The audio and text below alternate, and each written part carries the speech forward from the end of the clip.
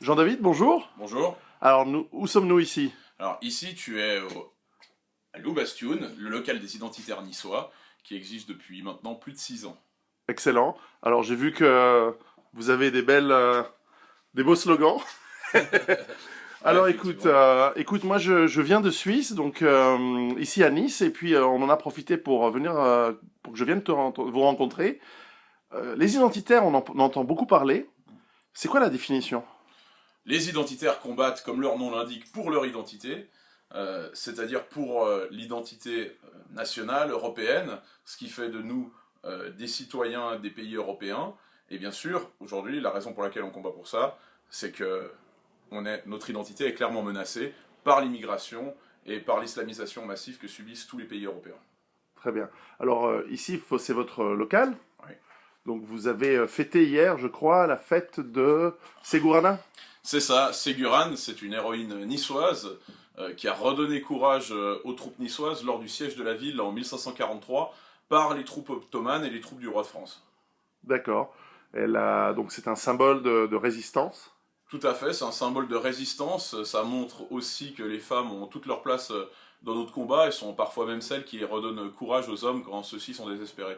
Et en l'occurrence, face à des troupes ottomanes, donc Oui. musulmanes, et de l'État français.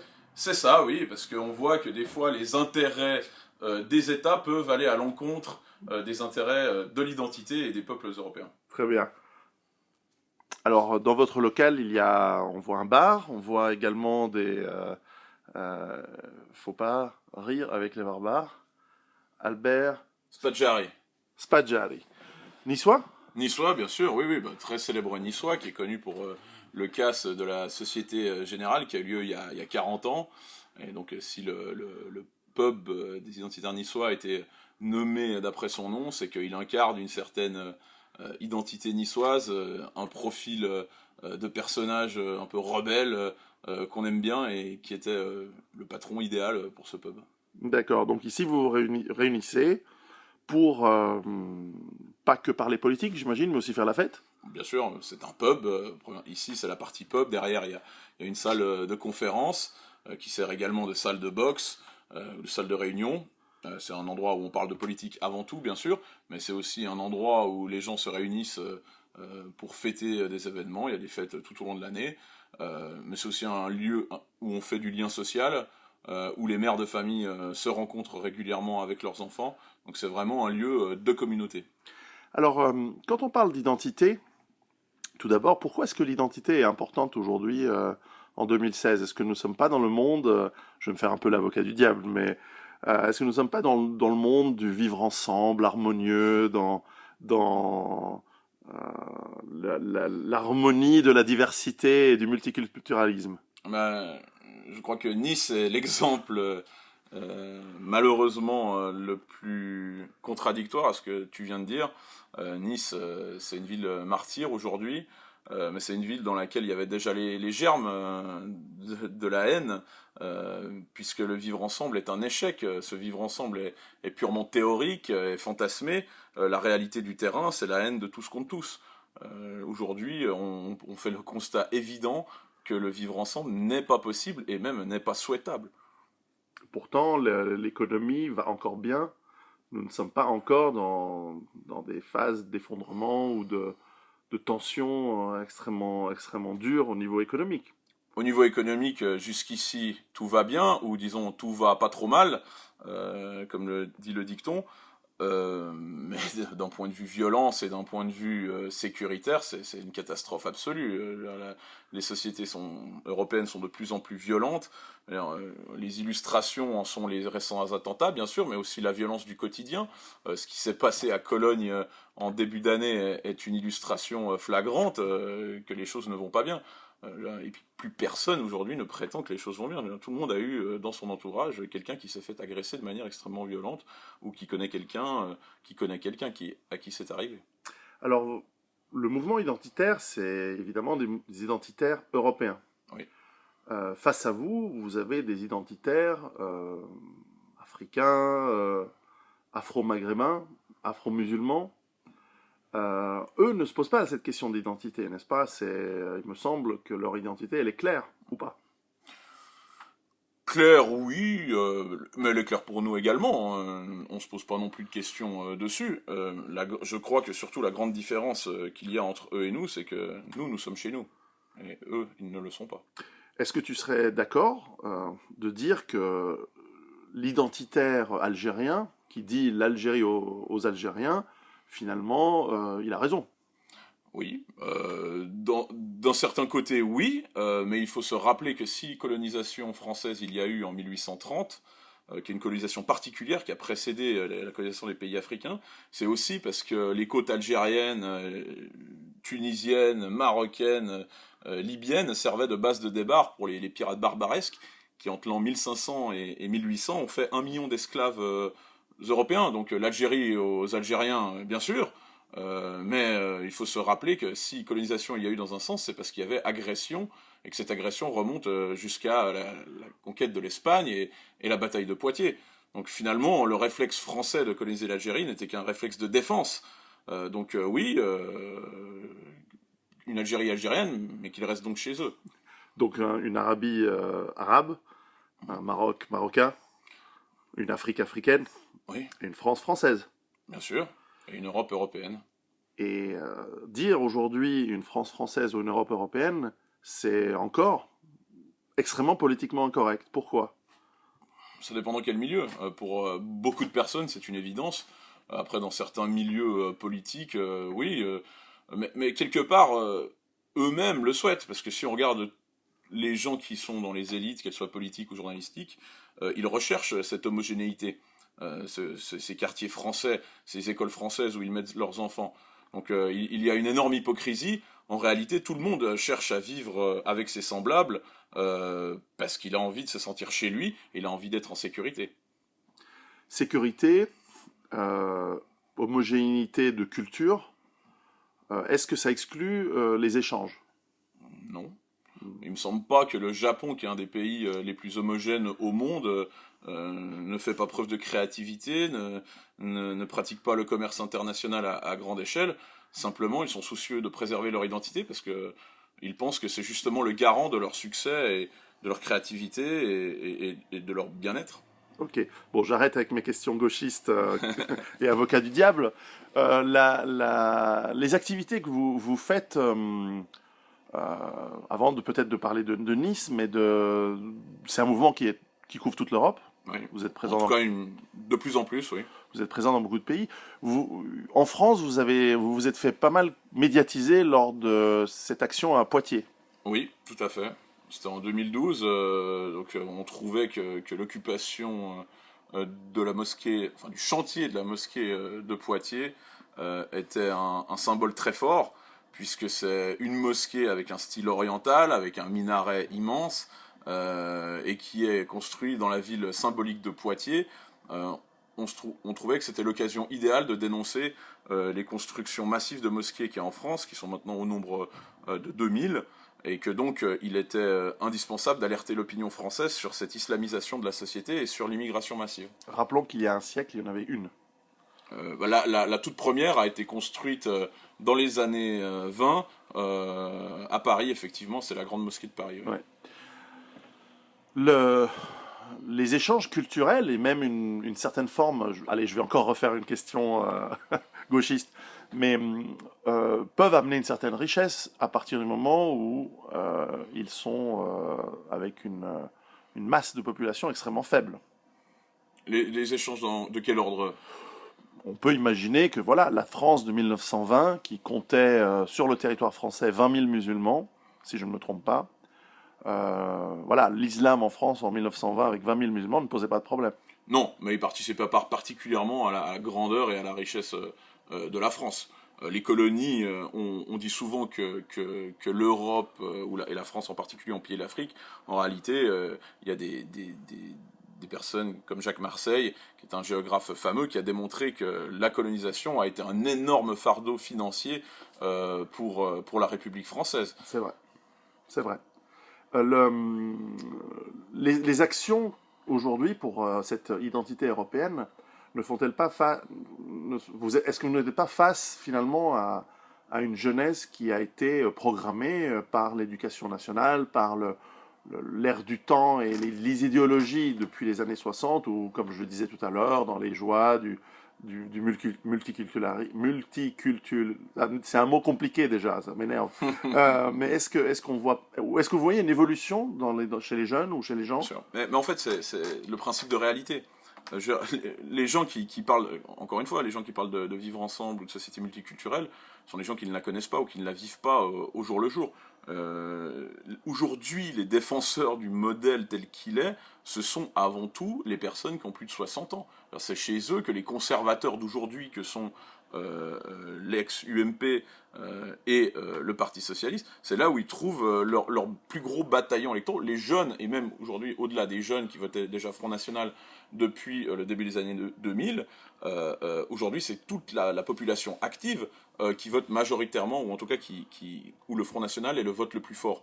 Et ça, c'est pas un phénomène anodin, c'est pas juste un phénomène français, c'est un phénomène qu'on observe dans plein de pays européens. Ce sont les gens qui ont le niveau d'instruction le plus bas, et donc qui vivent dans les quartiers où il y a le plus d'immigration, et les gens les plus jeunes, qui sont donc aussi au contact de l'immigration, qui votent le plus pour les partis dits populistes ou anti-immigration. C'est un phénomène qu'on observe dans toute l'Europe occidentale. C'est bien qu'il y ait une raison derrière.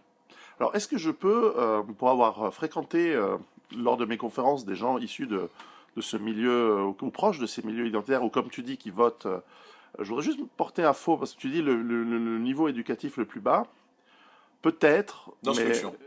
voilà, l'instruction, mais j'ai pas trouvé des gens incultes, j'ai pas trouvé des gens idiots, j'ai pas trouvé des gens, même loin de là, c'est plutôt des gens instruits qui lisent. Et j'ai trouvé quelque chose, alors là j'arrête au contraire je vais faire des éloges, je trouve que les mouvements identitaires poussent, et c'est quelque chose qui me met à cœur, puisque évidemment j'écris des livres, poussent à l'instruction, encouragent les jeunes à lire. Alors peut-être c'est pas Karl Marx, mais encore que. Mais les milieux populaires, qui à l'époque votaient massivement pour le Parti communiste, Lisez beaucoup. lisaient beaucoup. On apprenait à lire dans le Capital et dans le manifeste du Parti communiste. C'était des gens instruits.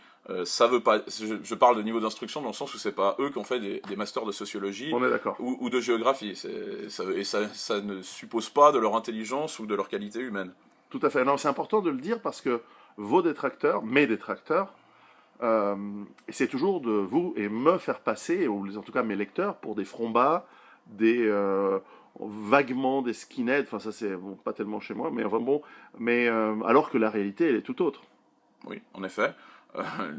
On a énormément d'étudiants, on a énormément de jeunes travailleurs.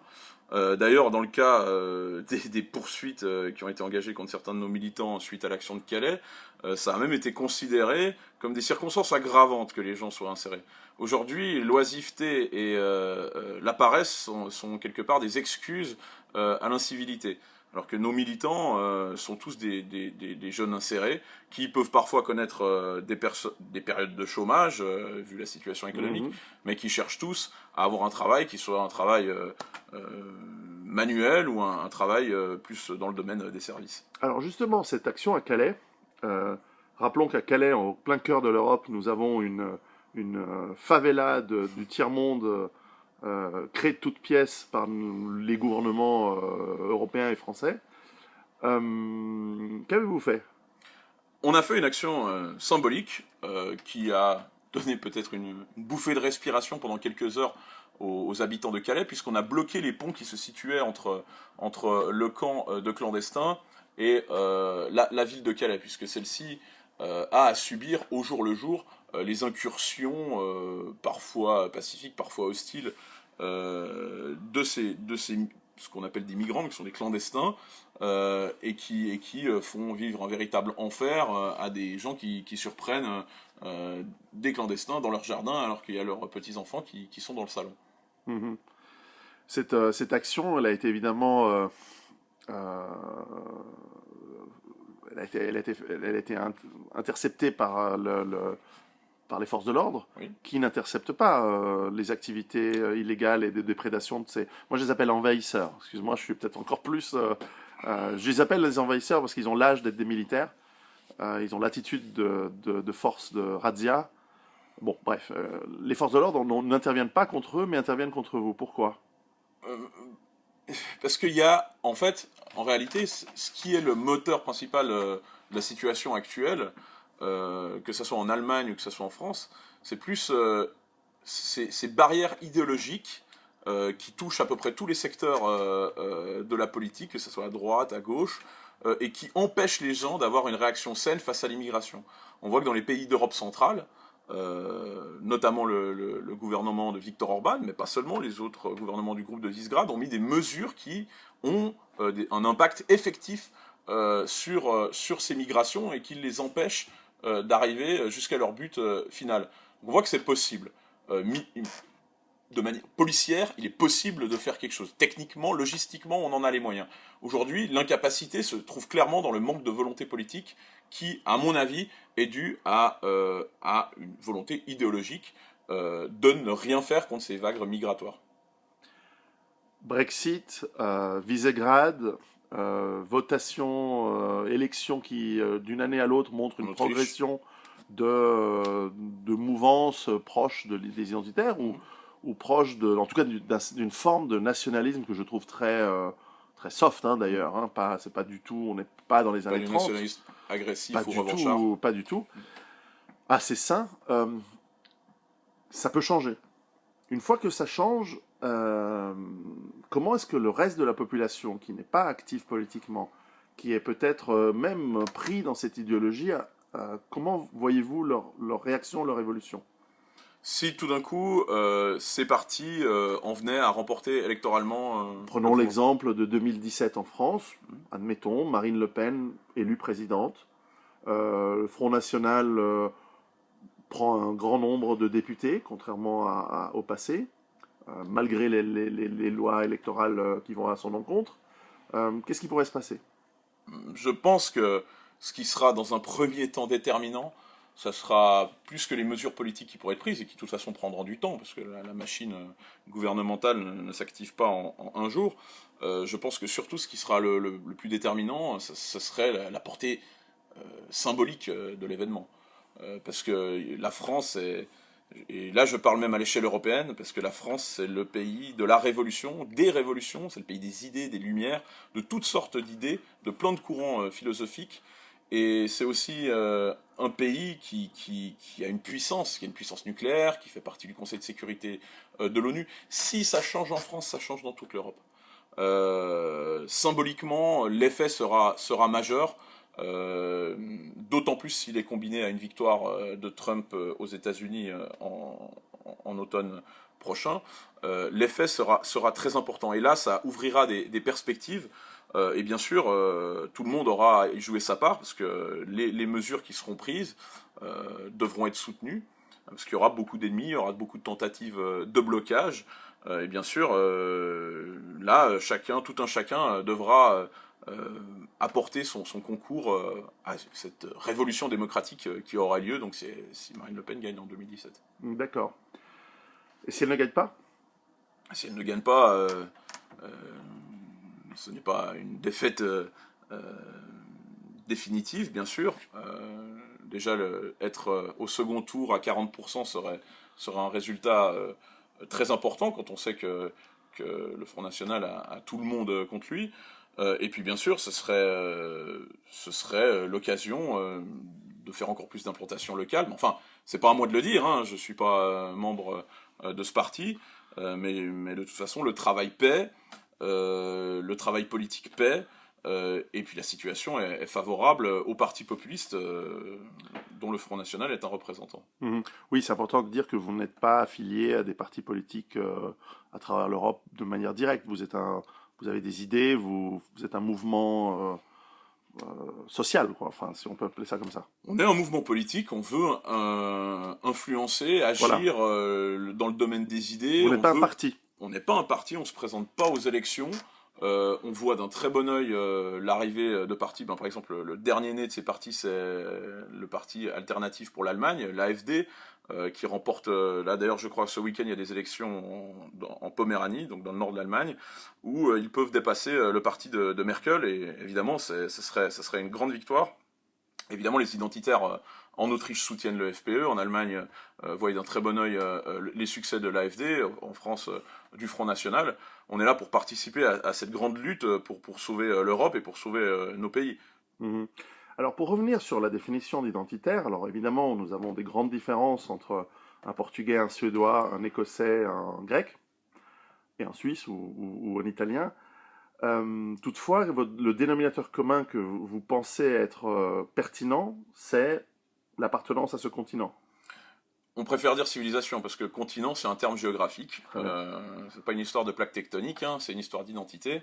Euh, on, on sait que l'Europe a une réalité autre, bien sûr, que l'Union européenne, une réalité qui ne s'exprime pas forcément à travers l'existence d'un État européen qui n'a jamais existé. Par contre, la civilisation européenne a toujours existé. Les échanges culturels entre l'Europe ont été extrêmement importants, genre le blanc manteau de cathédrale, tous les courants d'art, toute la lutte permanente contre les invasions arabes ou ottomanes ont, la plupart du temps, unifié tous les pays européens. L'identité européenne est quelque chose de concret et c'est affermi durant les siècles. Et puis, s'il existe un mot pour nommer quelque chose, c'est que cette chose existe. Mhm. Pourtant, nous avons eu en Europe, hélas, beaucoup de guerres encore récemment, fratricides, Oui. entre peuples européens, 3 fois entre l'Allemagne et la France, dans les Balkans et dans bien d'autres dans bien d'autres cas. Euh, il y a un siècle, ça aurait été très difficile de mettre d'accord un Allemand et un Français. Euh, Qu'est-ce qui fait qu'aujourd'hui c'est plus pertinent qu'il y a un siècle? Parce qu'aujourd'hui, on a définitivement quitté la logique des États-nations. On est arrivé à un moment où les idéologies aussi, là c'était donc les États-nations, c'était plus les logiques du 19e siècle, début du 20e siècle, et ensuite les idéologies ont vraiment constitué des blocs, les États-Unis, l'Union soviétique et les non-alignés. Et aujourd'hui, ces logiques-là laissent la place, très clairement, aux luttes identitaires, aux luttes civilisationnelles. Mhm. Et on voit qu'aujourd'hui, ce qui donne la colonne vertébrale aux populations, aux peuples, c'est clairement leur identité. Aujourd'hui, les idéologies sont obsolètes. Aujourd'hui, on rentre dans le siècle des identités. Un certain nombre, quelques milliers par année, en France, mais dans d'autres pays c'est le cas aussi, se convertissent à l'islam qui est porteur d'une civilisation. Une autre, différente que l'européenne, très très différente des valeurs européennes.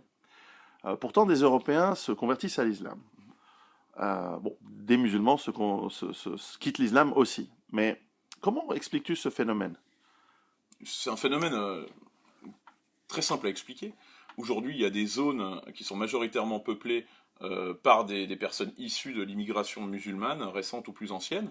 Et donc, les quelques Français catholiques ou athées qui restent, par parfois instinct de survie ou pour simplement ressembler aux autres ou être acceptés par les autres, choisissent d'épouser non seulement la religion, mais aussi le mode de vie et la culture des personnes qui les entourent. Ou parfois physiquement les personnes. Oui, tout à fait. C'est dans les troubles à venir, parce que nous ne voyons pas la face, nous allons vers des périodes de grands troubles, que moi je ne souhaite pas, hein, mais auxquels je me prépare parce que je les pense presque inévitables. Euh, que vont devenir ces personnes qui sont biologiquement européens, qui ont fait et cause pour les raisons que tu expliques pour une autre civilisation? Vont-elles changer, revenir? Vont-elles partir? Vont-elles se battre? Comment vois-tu cette chose, cette Dans évolution? l'histoire, c'est pas un phénomène nouveau. Durant les guerres contre les Ottomans et les Sarrasins, il y a eu énormément de chrétiens convertis à l'islam. On les appelait les renégats. C'est des gens qui, pour certains d'entre eux, ont fait un parcours parfois Oui, brillant c'est vrai. chez les Ottomans. Il y en a eu qui ont été vizirs, donc des postes administratifs très élevés, d'autres généraux. Il y a eu des Européens extrêmement puissants en civilisation. Donc oui, c'est un phénomène qui a toujours existé. Changer de camp est quelque chose d'humain, qui reste minoritaire, cela dit.